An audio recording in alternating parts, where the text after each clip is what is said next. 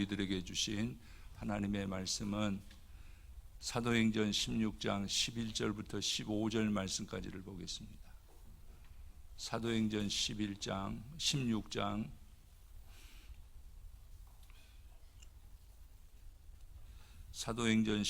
11절부터 15절까지에 있는 말씀을 15절까지에 있는 말씀을 제가 받들어 봉독하겠습니다. 우리가 드로아에서 배로 떠나 사모드라게로 직행하여 이튿날 네아폴리로 가고 거기서 빌립보에 이르니 이는 마게도냐 지방의 첫 성이요 또 로마의 식민지라. 이 성에서 수일을 유하다가 안식일에 우리가 기도할 곳이 있을까 하여 분박 강가에 나가 거기 앉아서 모인 여자들에게 말하는데 두아디아시에 있는 자색 옷감 장사로서 하나님을 섬기는 누디아라 하는 한 여자가 말을 듣고 있을 때 주께서 그 마음을 열어 바울의 말을 따르게 하신지라. 그와 그 집이 다 세례를 받고 우리에게 청하여 이르되 만일 나를 주 믿는 자로 알거든 내 집에 들어와 유하라 하고 강권하여 머물게 하니라. 아멘. 할렐루야. 오늘 또 하나님을 예배하기 위해서 주의 성전에 오신 우리 성도님들을 하나님께서 기뻐 받아주실 줄 믿습니다. 우리들의 예배를 하나님께서 음양하시고 우리들에게 은혜 베푸시는 이 시간 되기를 축원합니다. 우리 서로 옆에 분하고 함께 인사하겠습니다. 주의 이름으로 축복합니다. 2층에서도 잘 인사해 주시고요. 고맙습니다. 오늘 말씀은 복된 가정이라는 제목을 가지고 함께 은혜를 나누고자 합니다. 5월을 가정의 달이라고 했어요. 해년마다 우리가 5월을 가정의 달이라고 이렇게 하는데 사실은 1년 12달이 다 가정의 달이 돼야 되지 않겠는가 그런 생각을 해봤습니다. 아니 또 그래야 된다는 생각이 듭니다. 1년 12달 계속해서 가정에 대한 관심을 가지고 가족이 행복하게 되기를 관심을 가지고 가족이 행복해야 되기 때문에 그렇습니다. 대부분의 가정들이 그러듯이 부모가 있고 자녀가 있고 살만한 집이 있고 입고 먹을 것이 넉넉하며 식구들이 건강하고 집안이 평안하다면 그 사람은 행복한 사람일 것입니다. 그러나 그러한 조건을 골고루 다 갖추고 살아가기란 어렵습니다. 경제력은 괜찮은데 건강이 나쁘다든지 경제력도 있고 몸도 건강한데 집 속사정이 편치 않은 집들도 있습니다. 몸은 건강하고 집안도 평안한데 경제적으로 어려운 곳도 있습니다. 그렇습니다. 모든 것을 다 갖추고 살기가 쉽지 않습니다. 그러나 모든 사람들의 바람임에는 틀림이 없습니다. 성경에서 말하는 복된 삶의 비결을 딱 부러지게 한마디로 찾아서 말씀드린다고 한다면 가족들이 함께 예수를 믿는 것입니다. 가족들이 함께 예수를 믿을 때 그 가정은 하나님의 은혜 중에 있게 됩니다. 성경은 가족들이 함께 신앙생활하는 것이 축복 중에 축복이고 은혜 중에 은혜라고 우리들에게 말해주고 있습니다. 그러기에 복된 가정이 되려고 한다면 첫째는 믿음의 대상이 같아야 됩니다. 온 가족이 하나님을 섬기는 가정이 되어야 된다 그런 말입니다. 일반적으로 어느 가정에 부모가 있고 자녀가 있습니다. 아버지는 교회에 대해서 무관심하고 어머니는 교회에 대해서 열심이고 아들은 또 방황하고 딸은 천물 보러 다닌다든지 우상에 빠져 있다고 한다면 이 집안은 어떻게 되겠습니까? 우리가 얼른 생각하더라도 이 집안은 매우 힘들겠다라는 생각이 듭니다. 물론 종교의 자유는 있다지만은 한 가족이 제멋대로 다른 종교를 믿는다고 한다면 마음이 편할 리 없고 더 나아가서 정신적으로 혼란스럽고 영적으로 갈등이 심할 겁니다. 함께 하나님을 섬기는 가정이 평안하고 복을 받습니다. 우리 사랑하는 성도님들은 함께 가족들이 신앙생활을 하나님을 믿고 잘하는 그 축복의 가정이 되실 수 있기를 바랍니다. 두 번째로 우리가 볼 수 있는 것은 뭐냐면은 가는 곳이 같아야 된다, 그런 말입니다. 그리스도인들의 영원한 궁극적인 목표가 어디겠습니까? 그것은 바로 하나님의 나라입니다. 그리스도인들의 영원한 궁극적인 목표인 하나님 나라를 향해서 우리는 가고 있다는 것입니다. 그리고 가족이 함께 가야 합니다. 누구는 지옥 가고 누구는 천국 갈 수 없다, 그런 말이죠.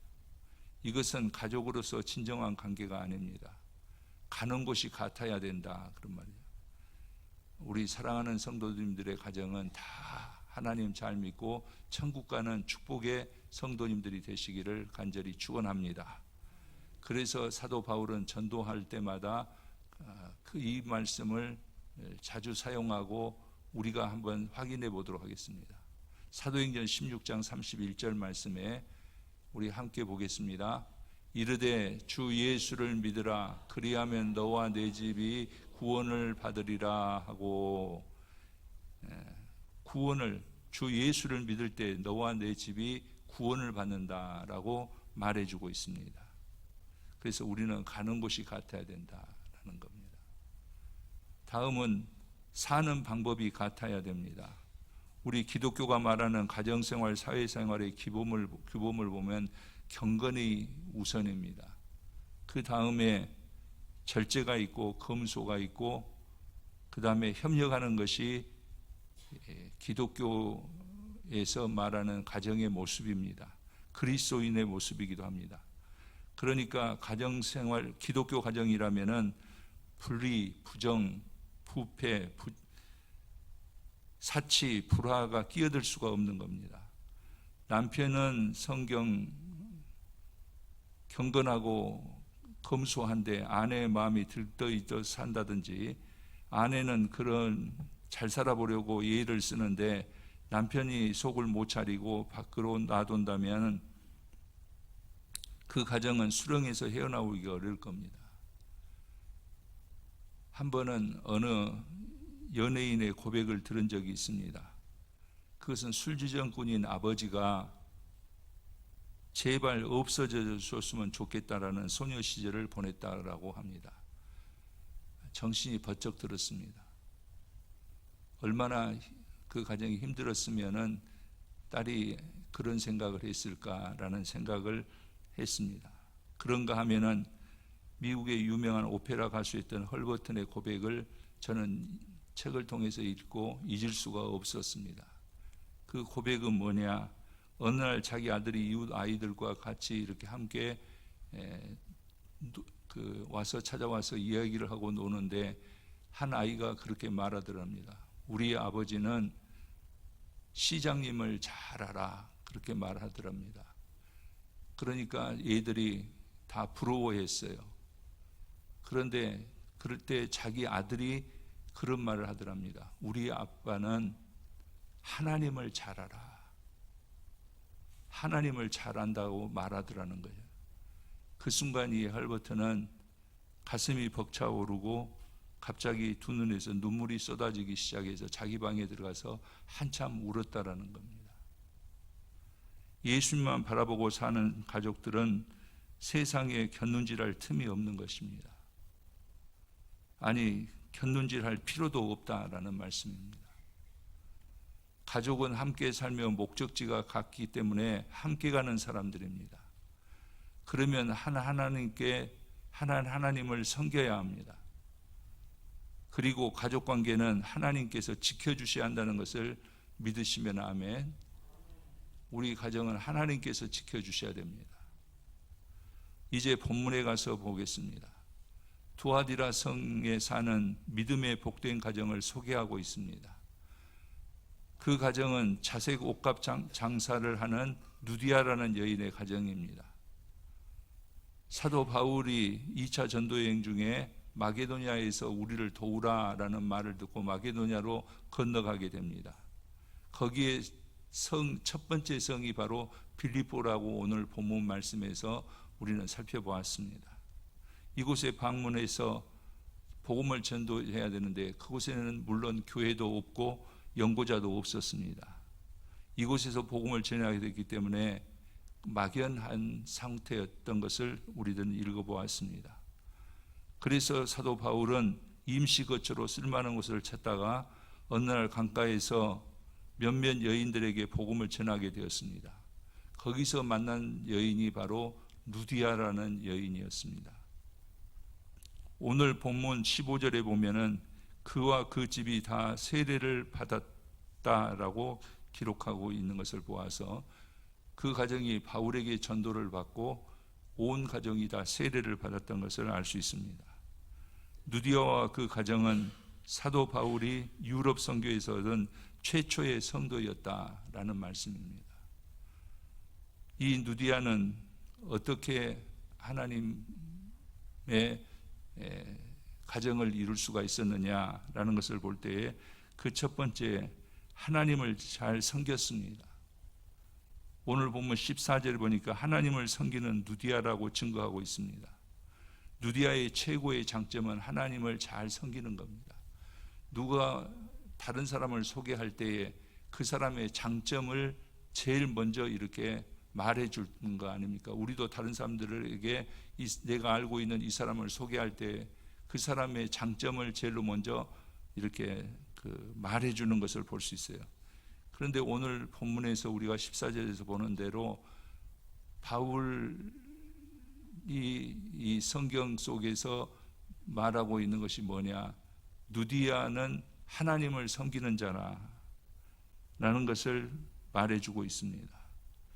누디아의 최고의 장점이 바로 하나님을 잘 섬기는 것이었습니다.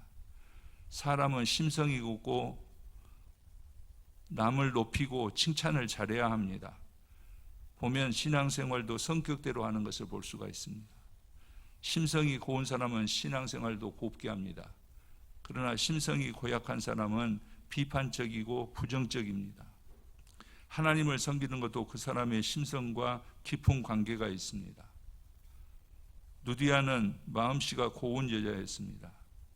고운 마음으로 하나님을 섬기게 되었고 하나님을 섬기는 사람은 복을 받게 됩니다. 역사학자 아놀드 토인비는 역사는 창조적인 소수에 의해서 발전한다라는 것을 말해 주었습니다. 공감하는 겁니다. 우리 가정도 창조적인 한 사람이 있으면 발전하게 됩니다.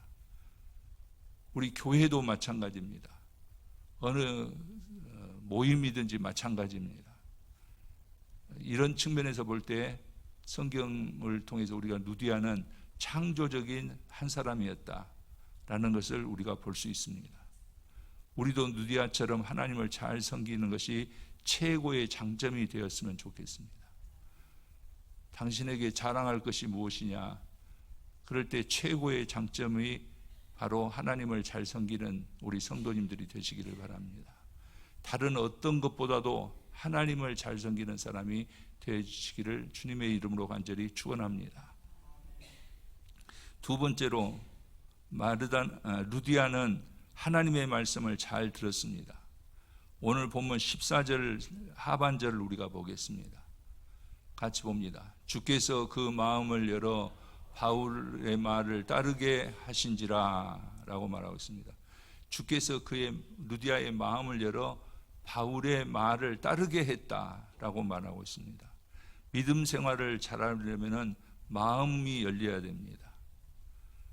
가장 상대하기 힘든 상대가 마음의 문을 닫고 의심의 눈을 뜨고 있는 사람입니다. 사랑하는 성도님들, 하나님은 의심의 대상이 아닙니다. 하나님은 우리의 믿음의 대상입니다. 아멘. 우리가 하나님을 의심하는 눈을 뜨고 보아서는 안 됩니다. 본문은 누디아가 바울의 말을 따르게 했다라고 기록하고 있습니다. 우리들의 사회적인 신분 때문에 또는 우리들의 오래 묵은 신앙 때문에 못된 교만이 세상의 실패로 얼룩진 마음이 주의 종의 말을, 하나님의 또 말을 듣지 못하게 하는 경우가 많이 있습니다. 세상의 지식이 하나님의 말을 의심하게 하는 경우도 많이 있습니다. 지금은 권위가 무너진 시대에 우리가 살고 있다라는 것을 저는 말하고 싶습니다. 하나님의 말씀은 우리가 따르는 것입니다. 누디아처럼 하나님의 말씀이 그에게 전해지니까 그가 그 말씀을 따랐던 것처럼 말입니다. 사도 바울처럼, 그러기 위해서는 사도 바울처럼 날마다 자기 자신을 쳐서 복종하지 않으면 안 됩니다. 은혜받지 못합니다.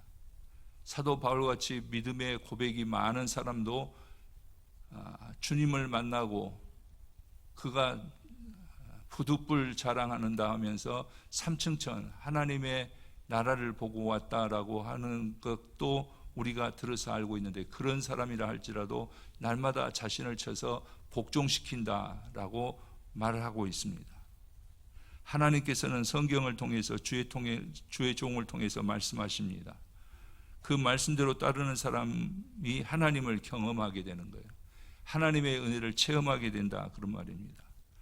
믿음의 생활을 잘 하려면 하나님의 말씀을 잘 따라야 됩니다. 우리 성도님들, 하나님의 말씀을 잘 따르는 성도님들이 되시기를 부탁드립니다. 믿음 생활을 잘 하는 우리 성도님들에게는 하나님의 은혜가 있기 때문에 그렇습니다. 그렇지 않다면 우리가 오늘 이 자리에 있을 이유가 전혀 없습니다. 우리들의 실패를 살펴볼 때에 듣지도 않고 들어도 따르지 않는다는 것입니다. 하나님의 말씀을 들었다면 내가 꼭 그렇게 해야 되겠다라고 결심하고 실천에 옮겨야 돼요. 하나님의 말씀이 내 마음에 떨어지면 뜨거워져야 돼요. 그리고 그 말씀을 우리는 실천해야 된다, 그런 말입니다. 우리가 성경에 보면은 아브라함도 하나님의 말씀을 듣고 그대로 실천했습니다. 그럴 때 나중에 하나님께서 그를 복의 근원으로 삼아 주신 것을 볼 수가 있습니다. 그의 아들 이삭도 아버지의 믿음을 그대로 이어받았습니다.